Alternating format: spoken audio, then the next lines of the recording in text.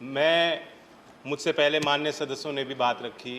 पहले श्रद्धांजलि दूंगा माननीय सुषमा स्वराज जी को, और इसमें कोई शक नहीं है, मुझे याद है मैं लोकसभा में उनके भाषण को मैंने सुना। जिस तरीके से ज़मीन से जुड़ी बात, एक गृहिणी का दर्द, घर गृहस्थी की बात, मध्यम वर्ग और गरीब के दर्द को, पीड़ा को वो बयान करती थी बेखूबी तरीके से। तो उनसे प्रेरणा लेते हुए आज वो दायित्व हमारा है, हम कोशिश करेंगे, बाकी सरकार भी ऐसी हो जो सुने।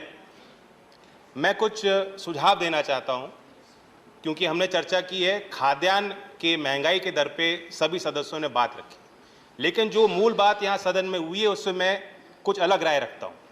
हम महंगाई की बात करते हैं, तुरंत आलू प्याज टमाटर पे आ जाते हैं।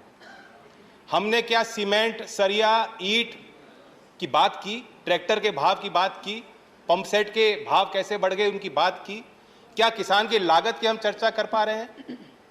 मैं आंकड़े दूंगा। अप्रैल से जून 2020 ये जो 3 महीने हैं, अगर उसमें सीपीआई फूड इन्फ्लेशन 8% रहा, जो काफ़ी होता है मैं मान रहा हूँ, उसी समय में आपका WPI फार्म इनपुट इन्फ्लेशन 27.4% रहा।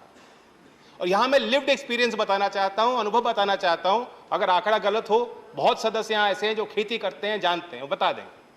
2014 में अगर 1 एकड़ के गेहूं के खेत पे ट्रैक्टर से आप जुताई करते, आपके औसतन 3,000 रुपये खर्च हो रहे थे। आज 8 साल बाद 5400 रुपये खर्च होते हैं। 1 एकड़ के धान की खेती आप करते, 300 रुपये का बीज आ जाता था, अब 600 रुपये लग रहे हैं। आपके खाद और दवाई पे अगर 3,000 रुपये 2014 में खर्च हो रहे थे 1 एकड़ के धान की खेती करने वाले किसान के लिए, आज 6,000 रुपये तक वो आंकड़ा पहुंच गया। तो हमसे महंगाई की बात करें, ठीक है, टॉप है, आपने स्कीम बनाई, 2018 में 500 करोड़ दिए। सवाल बनता है कि उस संसाधन का क्या प्रयोग हुआ? क्या हमने खाद्य प्रसंस्करण की इंडस्ट्री को, फूड प्रोसेसिंग को बढ़ावा दिया है? क्या ये सच्चाई नहीं है कि आप टॉप टोमेटो से शुरू होता है, टमाटर से शुरू होता है, टमाटर के प्रोसेसिंग पे आप 12% जीएसटी वसूलना चाहते हो? क्या ये सच्चाई नहीं है कि पोटैटो को प्रोसेस करने के लिए अगर आप चिप्स बनाएंगे, नमकीन बनाएंगे, तो उस पर भी आप 12% जीएसटी वसूलना चाहते हो? ये भी एक कारण है कि जो फूड इन्फ्लेशन है वो बेकाबू हो रहा है।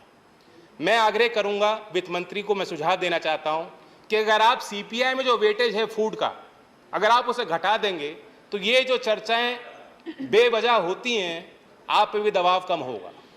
आप तुलना कीजिए, जर्मनी में सीपीआई का वेटेज फूड का क्या है? 8.5%, ब्राजील में 25.5%, चाइना में 19.9%, पाकिस्तान में भी 35% है, हमारे यहाँ 46% है। इसलिए दूध का भाव 1 रुपये बढ़ जाएगा तो त्राही त्राही मच जाएगी, आप पे भी दबाव बन जाएगा और फिर आप व्यवहारिक फैसले नहीं ले पाती हो। हमने देखा है, दुनिया ने देखा, कॉमर्स मिनिस्ट्री डेलीगेशन तैयार कर रहा था, एक्सटर्नल अफेयर मिनिस्ट्री पीएम को ब्रीफ कर रहे थे, प्रधानमंत्री यूरोप में कह रहे थे कि हम दुनिया का पेट भरेंगे, गेहूं का निर्यात करेंगे, और कुछ ही दिन में आपने निर्यात पर प्रतिबंध लगा दिया। ऐसे फैसले ना हो, इसलिए मेरी मांग है। दूसरी बात, मैं भी अभी कंक्लूड कर रहा हूं। मेरी सहानुभूति है वित्त मंत्री जी के साथ, क्योंकि जब से वो आई हैं वो मजबूर होकर क्राइसिस मैनेजमेंट मोड में उन्होंने काम किया है। लेकिन हमें सिनेरियो प्लानिंग करनी चाहिए, भविष्य की प्लानिंग योजना हमें बनानी होगी।